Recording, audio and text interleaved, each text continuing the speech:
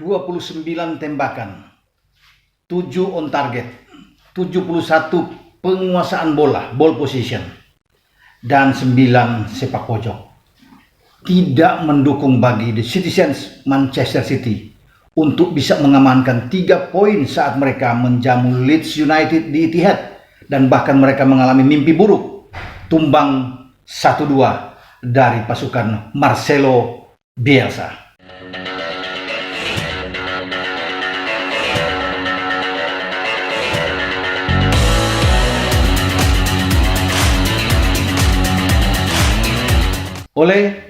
Kembali dengan saya Ropan. Kita akan berbincang dengan Manchester Biru, Manchester City yang di luar dugaan bermain di Etihad di kandang sendiri, walaupun tanpa penonton, tetapi kita bisa melihat mereka di luar dugaan sama sekali.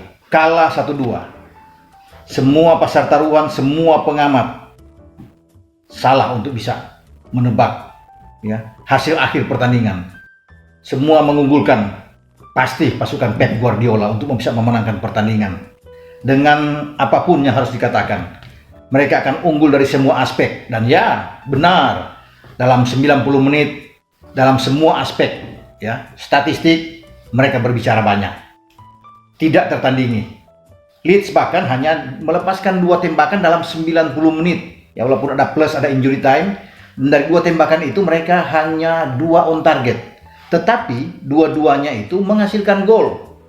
Ya, bagaimana Stuart Dallas, pemain dari Irlandia Utara berusia 29 tahun ini bisa mencetak 2 gol, bahkan gol dia terjadi di injury time di penghujung laga di babak kedua. Sangat menyakitkan ya bagi Pep Guardiola dan pasukannya ketika mereka berambisi untuk mengamankan 3 poin agar lebih enak, lebih tenang untuk bisa mengunci gelar lebih cepat.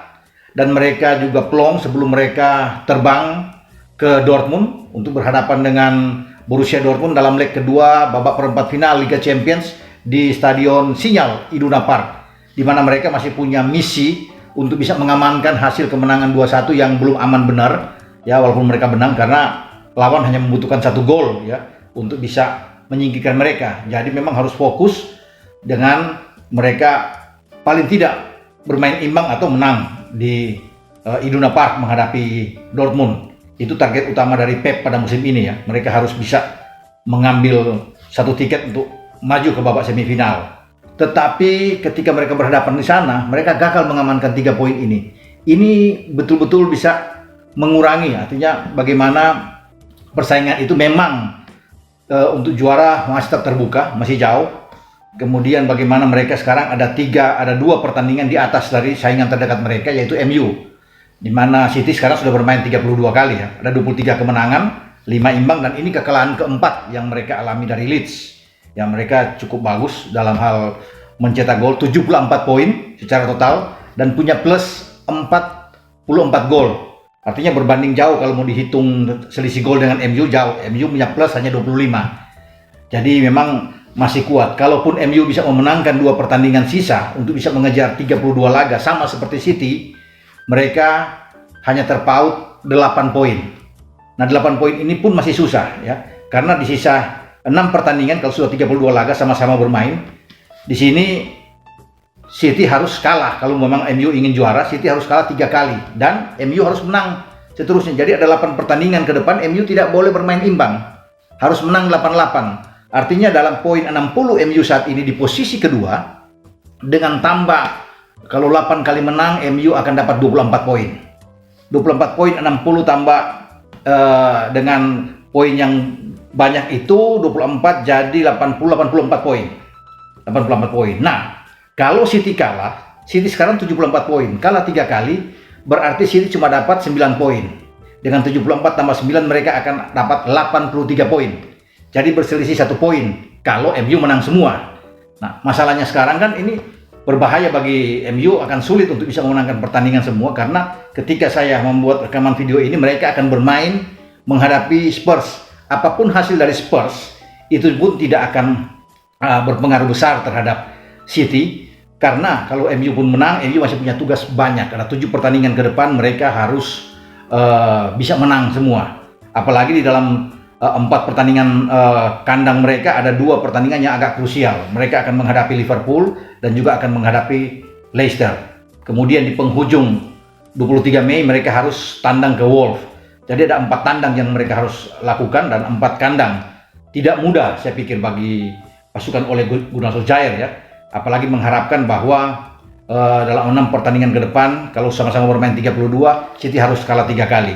Ini tampaknya akan agak sulit, walaupun dalam 6 laga ke depan, City itu hanya 2 kali bermain kandang, 4 diantaranya tandang. Memang tidak boleh main-main, harus fokus bagi City. Setelah mereka kalah dari Leeds, kalau mereka menang dari Leeds, ini akan lebih aman semua. Artinya di pekan ke-34 atau 35, mereka sudah bisa mengunci gelar. Jadi tidak ada pengaruh lagi 3 pertandingan ke depan. Kalau sampai pekan ke-35 mereka sudah bisa menang, atau 34 mereka sudah bisa menang, dengan harapan MU agak tergelincir, satu saja bermain imbang, sudah berat bagi MU untuk bisa mengejar.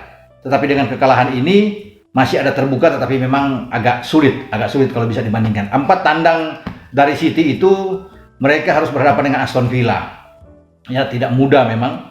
Ada Crystal Palace yang menunggu mereka juga, ada Brighton juga yang akan menunggu, ada sebelum Brighton ada Newcastle yang akan, memang 4-4-nya mungkin mereka bisa menang, tetapi hati-hati juga kalau sampai imbang 2 kali juga agak berat ya. Dan ada 2 pertandingan kandang mereka di Etihad, itu juga agak berat juga ya. Hadapi Chelsea, The Blues, dan terakhir mereka di penghujung musim ini mereka akan bertarung melawan Everton. Semoga sebelum melawan Everton di pertandingan terakhir, atau sebelum menghadapi Brighton, mereka ke Brighton atau mereka ke Newcastle, mereka sudah bisa menjadi juara. Artinya mengunci gelar pada musim ini. Di era modern ini bagaimana mereka bisa mendapat kembali gelar setelah Mancini memberikan itu, dan juga Pellegrini, ada Pep 2 kali, dan ini untuk ketiga kali. Jadi ada 5 gelar mereka di era modern Liga Premier Inggris. Itu yang menjadi tujuan, dan memang 99% saya sudah katakan mereka pasti juara. Hanya keajaiban saja mereka tidak akan juara. Jadi kalau City bisa kalah 4 kali atau 5 kali dalam 6 pertandingan, itu yang membuat bahwa mereka mungkin tidak bisa juara ya. Dengan harapan MU bisa menang terus. Mana mungkin, saya pikir. Berat.